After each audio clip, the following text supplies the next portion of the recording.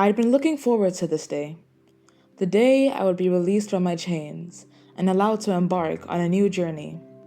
Finally, it had come.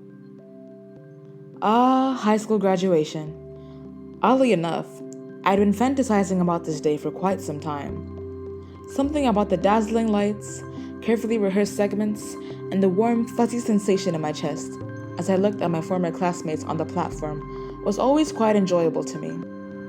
And it would be made even more special this year, seeing as I was valedictorian. I sauntered down the stairs, my worn-out backpack slung hurriedly over my shoulder as I clutched my flowy graduation gown carefully. Upon seeing me reach the bottom of the flight, Mom glides over to me, sporting a bright smile like a Cheshire cat. Except the Cheshire cat was wearing a plaid apron, covered in flour and cake batter. "Oh, my little graduate!" She nearly sweeps me off my feet in a hug that could kill a primary schooler. Which is alarming, seeing as Mom's significantly shorter than me. "Thanks, Mom," I managed to wheeze as I tried to breathe normally. "But could you please let me down?" I should have definitely worded it better, because she drops me without warning, like a hot potato, and scatters away, leaving me recoiling as she exclaims, "Ah, yes!" She takes a bundle from the kitchen counter and hands it to me. It's warm and smells like vanilla. "I made you a vanilla loaf cake, your favorite," Mom says with a smile as warm as the baked good in my hands. I return her smile with one of my own. "Thank you so much, Mom." I lean in to give her a peck on the forehead before embracing her warmly. For not just the cake, but for everything. "Oh, sweetheart, you're very welcome. I'm your mother after all." I hear her sniff before she peels herself off of me. "Hey, no tears until your graduation." She pushes me towards the door, or at least tries to. "Off to school with you." I laugh as I pull open the door. "All right, fine. You'll come a bit later, right?" "Yeah," Mom replies, dusting some of the flour off her apron. "See you then." As soon as I step into the hallway at school, the soft hum of voices and harmony reaches my ears. Our graduation special number. The juniors were already practicing. My face breaks into a satisfied smile. It was like the gods had ordained for it to be sang on one of the most memorable days of my life. With a pep in my step, I make my way to the boys' locker room in the gym. Mr. Pierce Slater had been very clear yesterday when he said, with his razor-sharp voice, "The second you get to school tomorrow, change into your gown, immediately. We don't want any of you holding up the ceremony because you can't figure out where your hands go." I tightened my grip on the gown, out of instinct, making sure it was still there. I did have a bit of a reputation for losing things. My free hand lands on the doorknob, and I twist it carefully, trying my best not to disturb the tranquil, almost ethereal state of the hallways with the doorknob's annoying creaking. I peek my head through the now open door, and my gaze was met with eyes so excited they seemed to dance. "Hey, Minjun, took you long enough." A tall, firmly built boy runs over to me, his messy ginger hair becoming all the more radiant and lively with the sudden motion. It was Nolan, my wingman and best friend since birth. He flashes me a smile, his oddly sharp canines glinting in the dim light. "Of all the days to come late, you picked today, you dunce," he jeers as he gives me a sharp elbow nudge to my arm. I laugh, clutching the affected arm. "I'm not late, you're just unusually early, you psycho," I say, giving him a slight shove. "Well, excuse me for wanting to come early on my special day," Nolan replies, straightening out his gown. He was already wearing it. I'm surprised they found one long enough to cover his lanky legs. Yeah, I sit down with a slump on one of the old wooden benches and begin taking off my footwear. "Is everyone else here yet?" "Nearly," he replies, leaning against one of the rows of lockers. "The others are in the graduation hall, talking their heads off like parrots." I shrug my shoulders. Guess the excitement's contagious then. Nolan whips his face to me, his eyes filled with fake alarm and indignation. "Oi, don't use excitement and contagious in the same sentence. It makes something so wonderful sound like the flu." I snicker as I pull the soft gown over my head. "It's just a figure of speech. If it bothers you, that's too bad." Nolan leaves his spot and kicks me swiftly in the shin. I double up, almost falling to the floor trying to clutch my leg. "Hey!" I look up at him as he stood above me, sporting an annoyingly cheeky, malevolent grin. "Oh no, did that hurt? That's too bad." He stands up and opens the door to leave.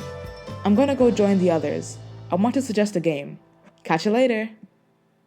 The door shuts behind him as I grab my stiff mortarboard cap from where it sat beside me. Smoothing out the academic gown, I get up and sidle over to the standing mirror in the corner of the room. As I mount the cap on my head, my eyes meet with the reflection in the mirror. I was glued to it. The Minjun I saw in the mirror definitely wasn't the same Minjun that somehow got into a private high school with a 1.5 GPA. Something was different about this one. Whatever it was, I was certain he changed for the better. The class of 2023 gracefully leaves our area with the nice plush velvet seats and exits through the school's back door into the golden summer light. As soon as we are out of the halls, everyone throws off their caps and whoops for joy. We made it! Tears of joy rained like eternal fountains. Happy families crowded the photo booth with their newly graduated children to capture the pleasant memory, and phones beeped as people exchanged phone numbers and contact details. It's chaotic, yes, but I don't mind. It feels good. Holding my high school diploma, I scan the commotion for Mom. Suddenly, her head comes into view from behind a group of obnoxious girls. She waves at me and I begin to smile when I notice a tall man walking alongside her. My eyebrows furrow with confusion for a moment as I try to think of who it could be, and then my face dims. My heart feels numb, like the raging fire that had been going strong these past few hours had been doused by some cold, heavy sand. It was my father, the man who left all those years ago to be with some woman. The man who never paid a penny of child support, but still thought he had the right to talk to me. The man who was so abusive to Mom and I that I had to get years of therapy for my PTSD. What the heck was he doing here? Mom swoops in like a vulture and fondly embraces me. "Oh, my little Junie, congratulations!" I let out a forced laugh and try my best to pull away from her. "Thanks, Mom." I cast a sideward glance to where Father is. He's standing awkwardly a few feet behind Mom. "Can we go home now? The after party's soon." Mom looks a bit worried. "Of course, dear. But before that, there's someone here to see you." On his cue, Father steps forward timidly, and my stomach sinks. Why me? "Hello, Minjun. It's been quite some time since we last saw one another." He's fiddling with his expensive Dolce & Gabbana blazer. He seems nervous, and rightfully so. Showing up to your only kid's graduation after 8 years takes audacity, after all. I shoot him a death glare as I tighten my grip on my diploma. "Oh, you don't say. And whose fault is that, huh?" Father looks away, and Mom casts me an angry glare. "Minjun, that is no way to speak to your dad." Her raised voice attracts some unwanted attention to us, but at this point, I couldn't be more oblivious to it. I was boiling over with rage. I'm not normally the type to get angry and make a scene, but I was livid, and no one could stop me now that I was provoked. My relatively small eyes widened with outrage. "Dad? Dad? How could you call this scumbag my dad, after what he did to you? After what he did to us?" "Minjun," my dad had the courage to mutter. I whip around just as I begin walking away. "Keep my name out of your mouth." I suddenly slump, relaxing my shoulders and knees. Hot tears begin to rapidly brim in my eyes, and I let them flow.